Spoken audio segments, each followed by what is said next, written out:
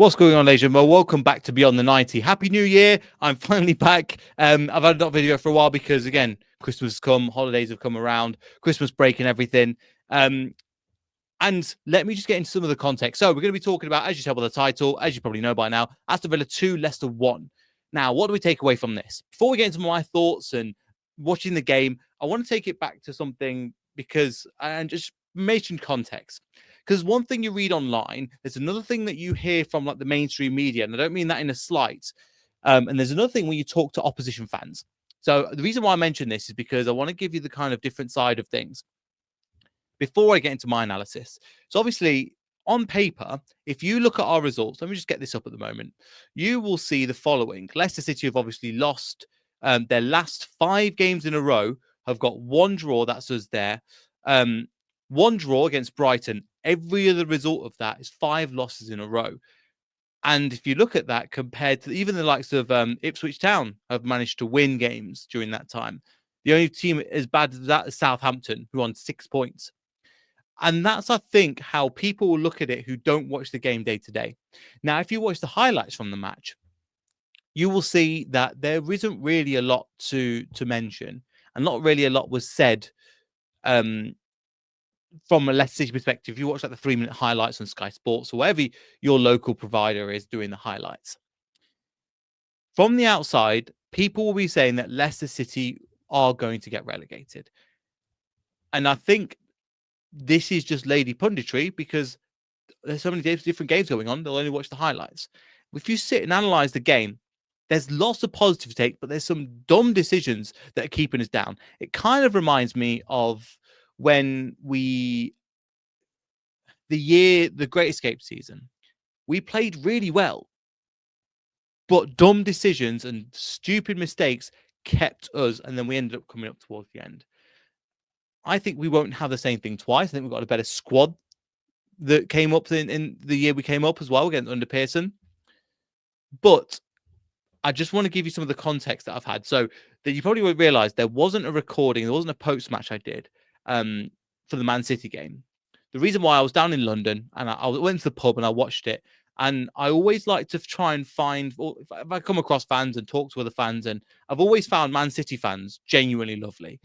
There's a new breed of them, and some of them I know that are young and they've chosen over to Man City, but I'm talking about the older fans that have been there, that sound that. And I was speaking to a Southampton fan, and then I was also speaking to a couple of older Man City fans. I was really interested in hearing their perspective and showing the game. And they're going, crikey, you've seen Leicester playing good.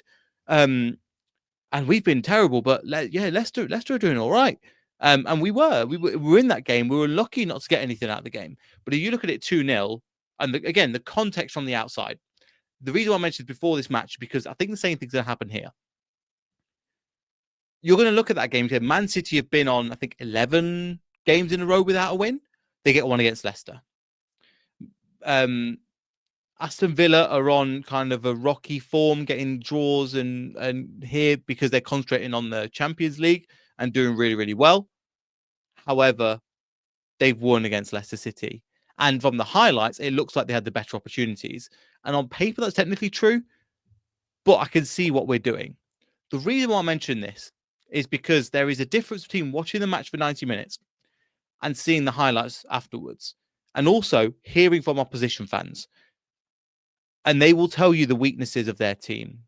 Good fans will tell you, that watch them, that are diehard fans will watch them game in, game out. The reason why I mention this is because it was really interesting talking to them. Southampton, the Southampton fan was like distraught, going, "We shouldn't have come up. We're dire.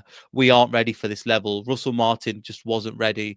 This new guy doesn't look like a change." But I think he got battered 5-0 today away from Brentford. Away is notoriously poor on the road. They're great at home, poor on the road, and they've just put 5 past Southampton at home, and it's not looking great. Ours, on the other hand, coming into this game, the XG won't look that good. I believe I don't want to look at the statistics because it's more of a vibe thing that I want to go for. The statistics, I think it was 0.7 XG, which isn't a lot. And from the outside, if you look at if you judge the game by the stats, you'll go, Leicester were crap. Leicester weren't good at all. Southampton should have had more. Aston Villa should have had more. But the more I watch the game, and let's be honest, let's go to the first half. If you look at the formation and the first half, I think we defended well. I think we were resilient. We decided to go to Aston Villa and think, do you know what? We're not going to sit here. We're going to get a move on. And we're going to try and play with the game. But something that we've not seen before. Normally, we would see Leicester City going out for the attack and can't defend. Bearing in mind, if you check that back line, there was James Justin, who's been notorious. We'll probably get onto we'll get onto all the individual players later on. James Justin has been one of our weak points throughout the season. Connor Cody, who at times, I think his worst game, I want to say, was under Newcastle. Looked dreadful. Yannick Vestergaard, Walt Fast came on for him later in the game. Again, another kind of player with a definite fault in him. And then Luke Thomas, highlighting all of that. Victor Christensen was out with illness. And I looked at Luke Thomas and went, oh no. Against, I think it was Leon Bailey on that side, and thinking, he's going to have his pants pulled down, isn't he? We saw him struggle against Walsall this year, where he struggled against, and they were League Two. We're thinking about a Villa team that are building strength and depth. They're kind of in that position that we were, when we started to get Europe for the first time, where they haven't got the money. They want to invest money. They can't because of FFP, but they've got like a squad and a half. They've got some positions like left back with Dina and Matson that can come on, and you definitely got a light replacement, but not in every position. And you're thinking, Thomas, oh, come on, man, like this is going to be a bit of a bloodbath, isn't it? I think Thomas had the best. Would it be controversial if Thomas had the best performance on the pitch? Some of you might call me out for that and say, why are you talking about Neil? And I understand that a little bit. But I think he had a good game. I think positionally he was good. I think he marked his man well. I think he, when he had the opportunity to play progressive passing, or he played the right pass at the right time, positionally he looked a lot better. And there's something that I don't think other channels are mentioning. And it's come on in the last 3 games. And I think this is the man responsible for it. Can you guess who it is? I'm going to bring him up now. I think it's this guy, Brian Barry Murphy. I've done some research on him, as mentioned last time. If you've not watched it, go watch a little bit more. There's been an Athletic article that I want to mention to you specifically. And some of the players he's managed to coach have been quite impressive. He's joined an assistant coach role, but some of the players, again, we mentioned before, Cole Palmer, we've seen how well he's doing, Lavia as well, Oscar Bob, Sanchez he's mentored. His way of performing and his philosophy has had an impact. He's very of that Pep style, and I think that's why Rude's brought him in. And I think we've seen the team develop that style. And younger players, because I'll be honest, I thought Luke Thomas was done. I thought his Premier League career was done. And I'm a bit quite reactionary, to be honest. However, the reason why I mention this is because I thought his Premier League career was done. After seeing the performance, I thought he could be back up. He could perform if he gets the right man round him and goes, look, here's what you need to do in this position to really get the most out of it. He had terrible loans to Sheffield United, who were shocking last year. And what's his name? Sheffield United and Middlesbrough didn't really pull up any trees as well last year in the Championship. 2 loans. Then he came into the team. He didn't look that great under Steve Cooper, who was supposed to be the youth development guy. He was great in this game. Really good. Goes for Yannick Vestergaard as well. Put his body on the line and we played some really nice passages of play. Did it lead to the final result? Did we quite string the passes together to get Vardy in, to get El Canous on the ball, to whip the balls in like we did against Man City? No. However, this is a real positive to come from these performances. And I think I can see what we're building. I see where we're going. And that's why I've titled this Something's Happening Here. And it is. Something is developing. And on this, if you look at it from a 3-minute perspective, you're thinking, oh my God, Leicester rubbish. Rude Van Nistelrooy. Shout out Ali if you're watching. He's been trolling me on Twitter, saying bring back Steve Cooper, which is fair enough. It's Twitter is supposed to be a bit trolly. But I could see what we were doing and what we're developing. Some of the players, some players look quite comfortable. Harry Winks looks like he's enjoying himself. The first time in a long since Enzo left. Boubacar Samari seems like he's really ticking and something is just working. Was he brilliant today? No. Was he? Yeah, I can see what we're doing here. And that's what I want to see. Now, there's part of me that goes, that's good, but we need to get points on the board because time's not going to wait for anybody. And if we keep performing like this, we are going to lose games. We aren't going to end well. But we have faced some tough opposition. Villa are a champ again. I think they're in they're in the top. They go straight into if they stay in this position, they go into the top 16, last 16 of the Champions League, which is incredible. So well done to them. But I was players like the double pivot of Harry Winks and Boubacar Samari worked. One player I forgot to mention, and I'll mention in a second, Stolarczyk, I thought was another solid performance. You can see him developing into a good standard Premier League keeper. And the context is important. He's played against Liverpool, against Man City, and against Aston Villa today. And he's not looked out of place. And he's not played a Premier League game. And I think he's incredible. I think he was good. Now, with the right development, hopefully we've got that goalkeeper coach that they brought over and that Ruud brought with him. I could see him developing and going up in the 3 levels. When we get Mads back, it's going to make a big difference. But the fact is we're not going to miss him as much. We were all going, Danny Ward, and I'll speak to people in person about Danny Ward, and mainly less fans, and they're like, just don't mention him, he's awful. And that's coming from older Happy Clapper fans. And they were like, awful, mate. Just honestly, terrible keeper. That don't normally have bad things to say about people. Ruud's on his way. He's dropped him out of the squad. He's brought in Stolarczyk and he's slotted in. But anyway, we started to build some good pastures of play. And that in itself, we started to retain the ball, control the game. And yes, Aston Villa do play on the counter at times. But they couldn't get the ball off us. When they tried to sit in, we would pick some nice moves and move the ball around in a really nice way. And I really like that. I could see what the team was doing. I could see what they're developing. But any good team that's going to stay up, or like the year we won the league, or the year that we stayed safe from Great Escape, what did we get right that's not currently right? That was the defense. That's the reason why Southampton have conceded so many goals. That's why Ipswich, yes, they've had a couple of wins but that's reason they've had a couple of wins recently, but that's reason why they're struggling. It's the defending. And when we fix that, we have to sacrifice the attack. Because I think the attack's fine. I think the attack will sort itself out.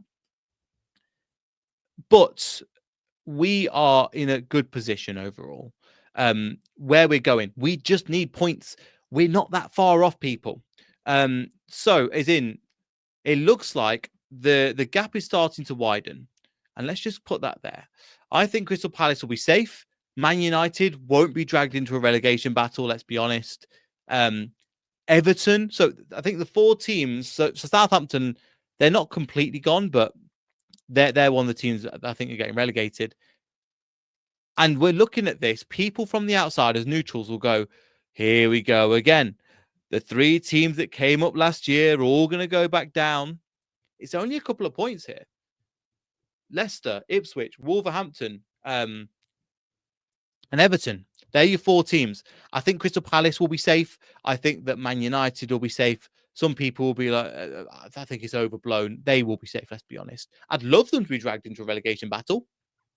I don't see it happening. They've got just too much talent, but they shouldn't have too much talent to be in the top 10. Swings and roundabouts. Another player that was surprising when the lineup came out, we mentioned the 4. Luke Thomas was one of the surprises because of Richard Christensen's illness. Jordan Ayew came in for Buonanotte, which I went, what's Ruud doing? How's he working?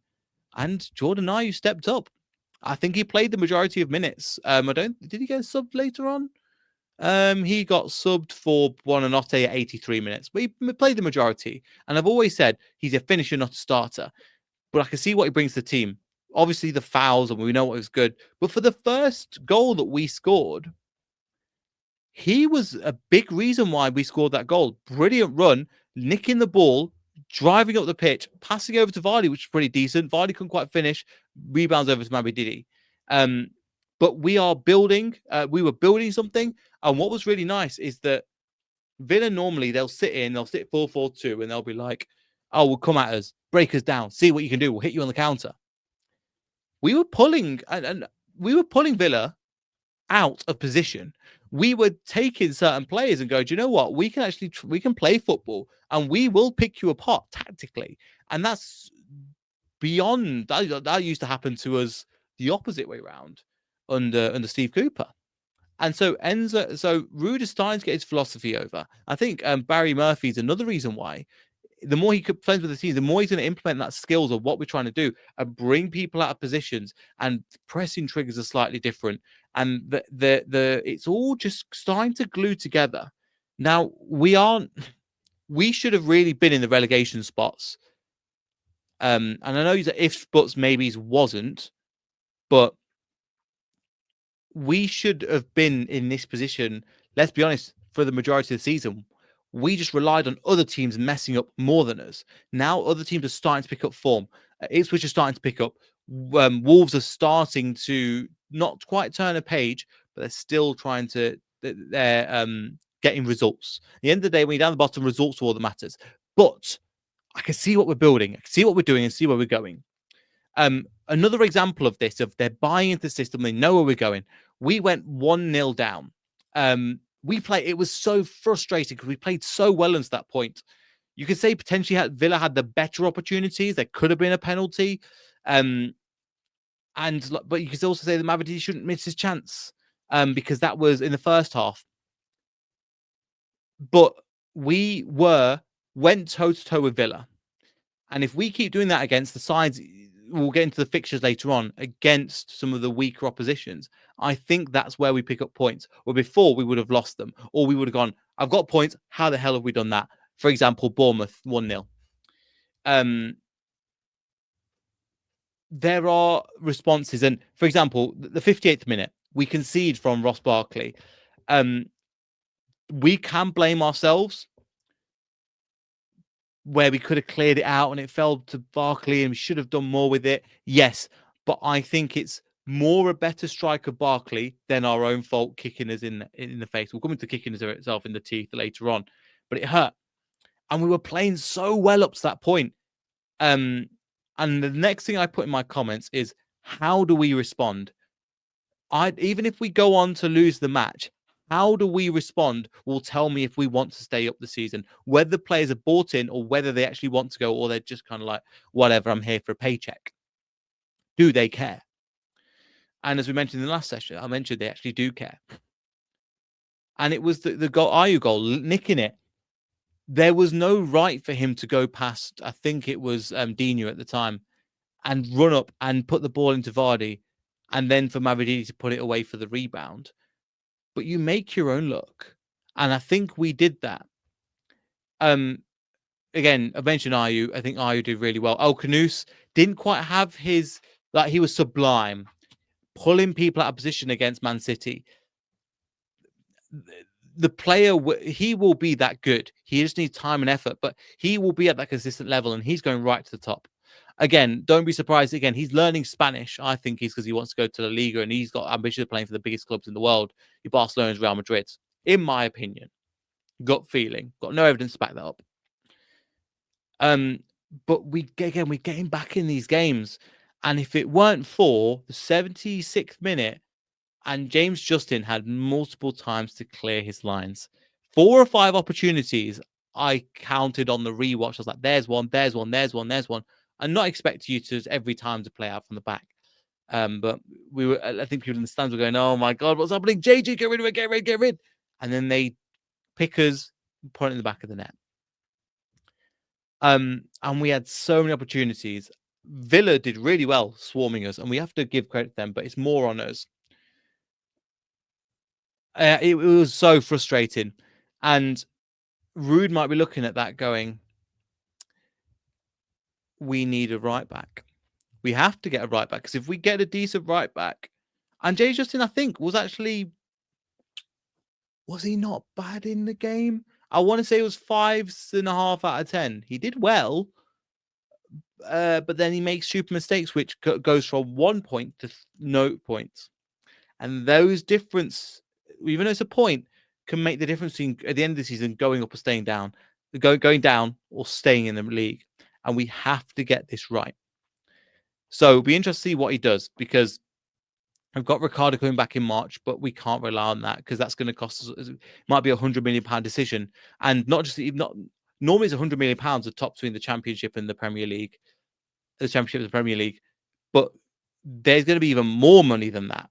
Why? Because the EFL are coming after us. They want to make us an example and go, look, we want to make sure that nobody else does this, so we're going to drop the boot on them, and we're going to make sure you've embarrassed us.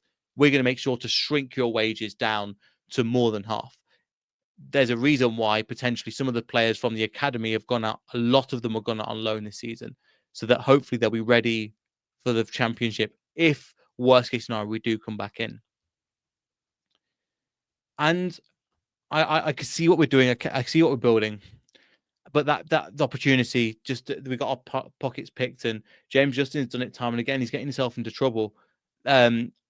I would have took a tactical foul. Matson was good. He just come on fresh legs, but it was good play from Villa. But we need to do better than that. And then afterwards, he started making the subs again. Daka came on, and one thing I want to mention: 92 minutes. We've got long throws back. We've not had long throws, I don't think, correct me in the comments if I'm wrong, since Luis Hernandez. Remember the guy that was here for like 3 months, who apparently that's what Okoli's doing. He's off apparently as well after 3 months. But Luis Hernandez was another one. He might if you do from the long throws on one side, and then we had Fuchs on the other. I think that there was some good opportunities. Yes, I think there's opportunities where Villa could have had a penalty. Watkins misses an absolute sitter from the penalty spot, not from the penalty spot, but around there. I don't know how we got that over the bar with how good Watkins is. I would have betted on him scoring. And Bailey hits a crossbar as part of that move as well. But we kept battling. We kept going. It didn't quite work out in the attacking positions. But we've got the players there with the likes of El Khanous, who we see how he's developing. And we're like, this guy's it. This guy's the most exciting player we've seen since the likes of Maddison at our club. And we know he's going to develop into a beast. You've got Jamie Vardy, who is still, again, didn't quite snatching at some opportunities, didn't quite get the quite connections, and just needs more service. And I've been reading statistic-wise, he has been getting more service than he has under Rude compared to the likes of Steve Cooper. So he's been getting more service, even though it looks from the statistics-wise, he's not been getting any service. So I'm happy with how we're performing. There isn't too much to go step by step in terms of the game, but overall, I want to see us pick up some points. And coming into that, where are we going to pick up these points?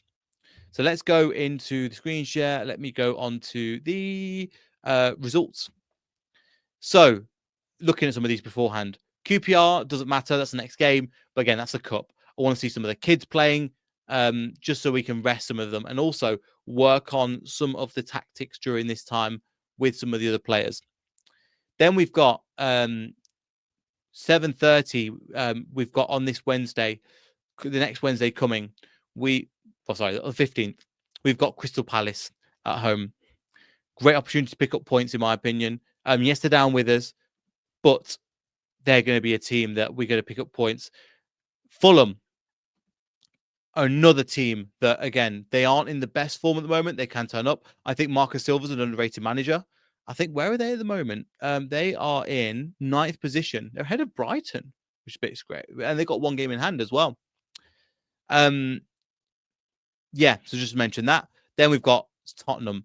Tottenham is an opportunity to go and get points before the end of the year.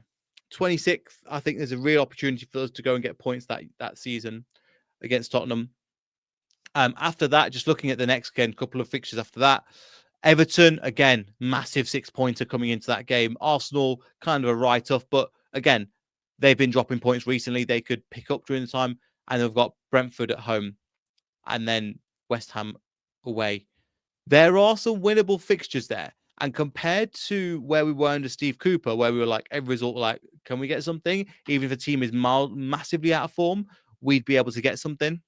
Or we'd be able to just lose or get a draw by pot luck. Now I feel a lot more confident going into these games, going, okay, we're building a philosophy. Rude's going to have more time with them. Barry Murphy's going to have more time with them. The players going to get more structured. But also with this game, there is obviously areas that we need to improve on and we need to address in the transfer window. Left back, right back, central defenders, especially if players come out of loan, go out. And that's what I want to mention. And Rude mentioned this in his post-match comments. So something to mention if you look here. Something you want to mention, again, must start securing points. So that's what I was saying. And I think, again, everybody's want to agree. The performances into points. We got the performances. We need to turn them into points now. So again, a Man City, and then again today, it's painful. And again, I want players to hurt, because if they're hurting, it means to go, right, we're going to buy into the system and we are going places. A couple of other comments he mentioned as well regarding this as well. Again, we're performing, we're fighting against for points against a bigger team in a hard league. We're playing, and the commitment shows you eventually to points. The matter is to break this bad run and break this cycle of bad results. I think that's it. Even though that was the 5th loss in a row, that didn't feel like it. You know, times we go 1-0 down against Steve Cooper and the players would give up. This is a very different team. This is a very different team with a different mentality. And I'm really excited about that. So I'm happy to see that Rude's on the same team. I think some people will be quite reactionary, but I think it will mostly be from outside fans or more outside pundits telling the fans, oh, Leicester are going down. Leicester are this, Leicester are rubbish. And we will pick up points. But there isn't anything to mention apart from get it done, because we've had this hard run and it's a new year. We have to wipe this slate clean of whatever's happened in the last year has happened. Close it. We need to move forward and start picking up points. Because I think once we go on a run and we get a draw and we get this and we get that and we start to build, I think we'll start to rise up, not just out of the Premier League, not out of the relegation zone, and start climbing towards like 15th place. And with the run that Man United are on, etc., we could finish higher than them. So yeah, let me know what your thoughts are in the comments down below. Again, this is something slightly different. I want to bring in some different perspectives rather than just doing tactics, football, etc. So who did I miss out? Mavididi. I've missed out Mavididi. And Jamie Vardy I mentioned briefly as well.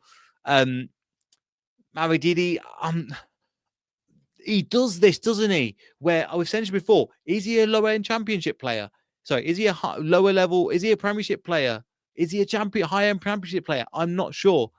Games like this, performances today, kind of have split me even more. So I'm saying, prove me wrong. Prove me wrong. Anyway, that's me over and out. Hope you had a good year. Again, we just close that chapter for next year. Move on going forward. Like, comment, subscribe, all that good stuff. We'll see you all in the next video. So goodbye.